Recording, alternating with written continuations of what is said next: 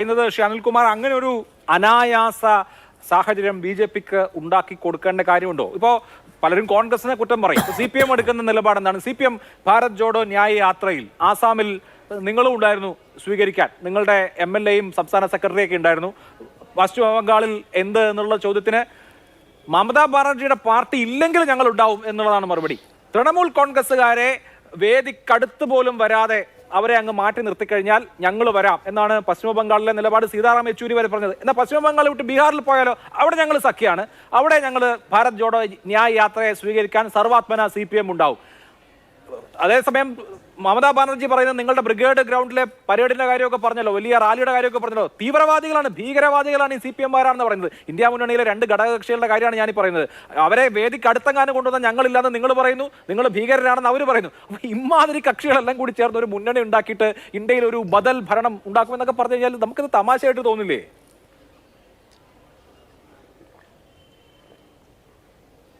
അവിടെയാണ് നാം മനസ്സിലാക്കേണ്ടത്. ഇന്ത്യ തിളങ്ങുന്നു എന്നുള്ള മുദ്രാവാക്യമായിരുന്നു 2004 വാജ്പേയി മുന്നോട്ട് വെച്ചത്. നരേന്ദ്രമോദിയെ പോലല്ലോ വാജ്പേയി, സമവായത്തിൻ്റെ ആളാണ്. ഇവിടെ ശ്രീ അനന്തപത്മനാഭൻ പറഞ്ഞ പോലെ എന്താ നരേന്ദ്രമോദിക്ക് ഒരു വിരക്തി ഉണ്ടായിരുന്നു, നരേന്ദ്രമോദി ആളുകൾക്കിടയിൽ അംഗീകരിപ്പിക്കേണ്ടി വന്നു. എന്താ എൻ്റെ കാര്യം? 3000 മനുഷ്യരെയാണ് കൊന്നത് ഗുജറാത്ത് വംശഹത്യയിൽ. അതിൻ്റെ ഭാഗമായിട്ട് വംശഹത്യയിൽ ആളുകൾ കൊല്ലപ്പെടുകയും ലോകം മുഴുവൻ മോഡിയെ വെറുക്കുകയും ചെയ്തൊരു കാര്യം.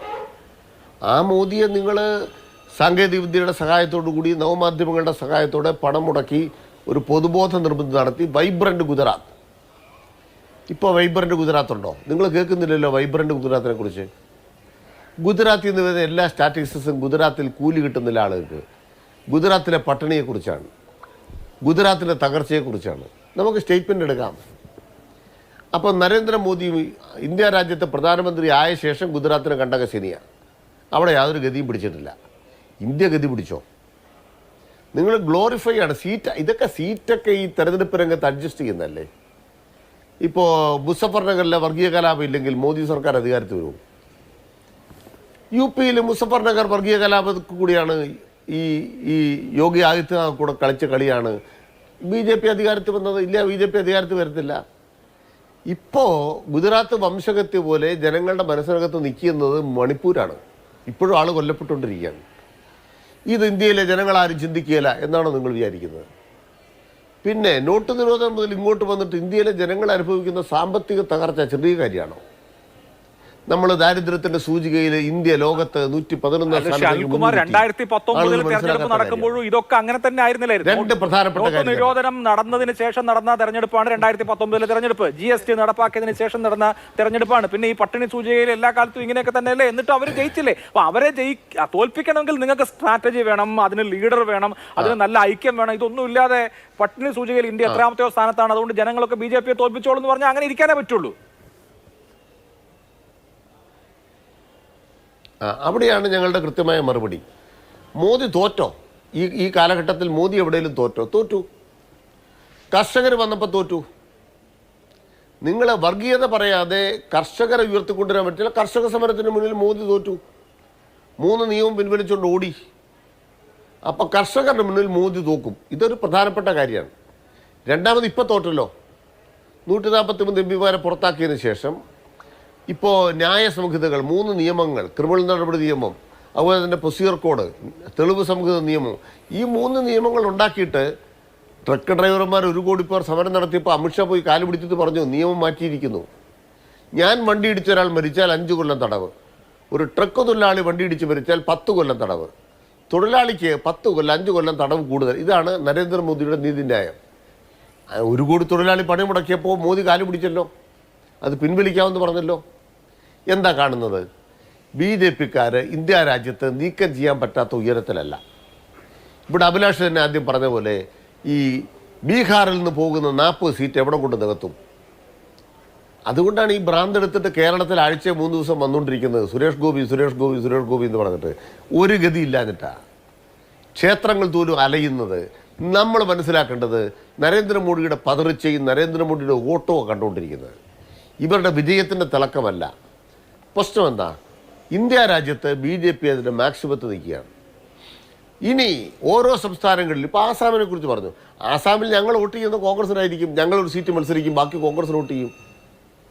രാജസ്ഥാനിലും ഞങ്ങൾ ആ ഇക്വേഷനിലേക്ക് കൊണ്ടുവരികയാണ്.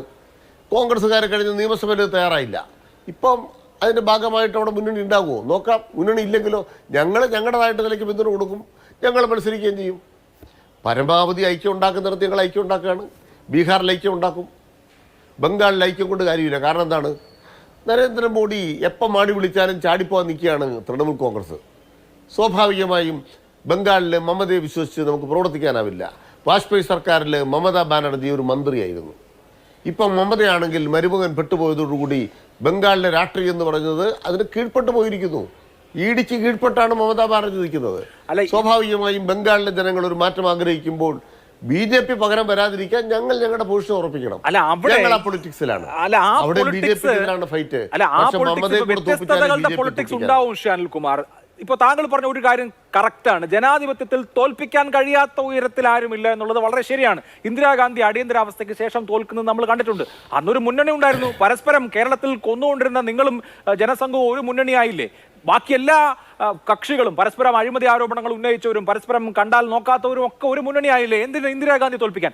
ആ മുന്നണിക്ക് ജയപ്രകാശ് നാരായണൻ എന്ന അവസാന വാക്കവും മോറൽ ശക്തി ഉണ്ടായിരുന്നു. ഇന്നത്തെ മുന്നണിക്ക് അങ്ങനെ അവസാന വാക്കെന്ന് പറയാൻ ഒരാളില്ല. എല്ലാവരും നേതാക്കളാണ്. ആ നിലയ്ക്ക് 1977 ഉണ്ടായിട്ടുള്ള ഐക്യം ഇപ്പോൾ ഉണ്ടെങ്കിൽ നിങ്ങൾക്ക് BJP തോൽപ്പിക്കാൻ പറ്റും. പക്ഷെ അതില്ല. ഓരോരുത്തരും ഓരോ ഭാഷയിൽ ഓരോ നിലപാട് പ്രഖ്യാപിക്കുകയാണ്. ഒരുമിച്ച് നിൽക്കാൻ കഴിയുന്ന ഒരു പ്ലാറ്റ്ഫോമും അതിനൊരു നേതാവ് ഉണ്ടെങ്കിലേ ഈ പറഞ്ഞ തോൽപ്പിക്കൽ നടക്കുകയുള്ളൂ. തിരുത്തേണ്ട ഒരു കാര്യമുണ്ട്. ജനസംഘമായിട്ട് CPM ഒരിക്കലും മുന്നണി ഉണ്ടാക്കിയിട്ടില്ല.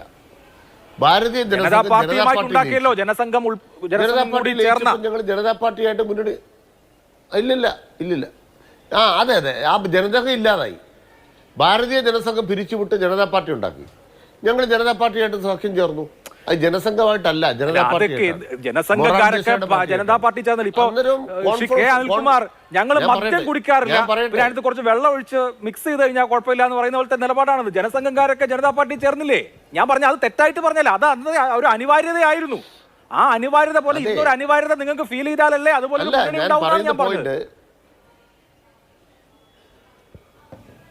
അതിലെ ചരിത്രവിരുദ്ധത നിഷേധിക്കാതിരിക്കാൻ പറ്റത്തില്ല. ഭാരതീയ ജനസംഘം എന്ന് പറയുന്ന പാർട്ടിയുമായി ഇന്ത്യ രാജ്യ ചരിത്രത്തിൽ ഒരിക്കലും CPM മുന്നണി ഉണ്ടാക്കിയിട്ടില്ല. അതേസമയം ഭാരതീയ ജനസംഘം പിരിച്ചുവിടുകയും ജനതാ പാർട്ടി ഉണ്ടാകുകയും ചെയ്തപ്പോൾ ജനതാ പാർട്ടിയുമായി സഖ്യമുണ്ടായി. ആ സഖ്യം കേരളത്തിൽ ആക്ട് ചെയ്തില്ല. കേരളത്തിൽ ഭൂരിപക്ഷം സീറ്റിലും അന്നത്തെ UDF ജയിച്ചു പോയി. പിന്നെ എവിടെ കൊണ്ടാണ് തോറ്റത്? ഇന്ത്യ രാജ്യത്തെ തെരഞ്ഞെടുപ്പിന് ശേഷമാണ് അത് ബാക്കി ഡെവലപ്പ് ചെയ്ത് വന്നത്. നന്ദിനി സപ്തതി എപ്പോഴാണ് വന്നത്? ജഗജീവൻ റാം പോയി. എപ്പോഴാണ് വന്നത് ജഗജീവൻ റാം?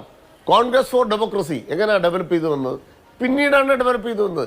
പരസ്പരം മത്സരിച്ചുകൂടെ കൂടിച്ചേർന്നിട്ടാണ് ഇന്ദിരാഗാന്ധിയെ തോപ്പിച്ചത്.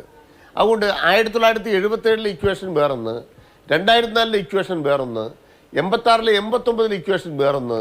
ഇന്ത്യ അത്ഭുതങ്ങൾ കാത്തിരിക്കുന്നു. ഒരു സംശയം വേണ്ട, മോദിയുടെ അവസാനത്തെ ഭരണമാണ്.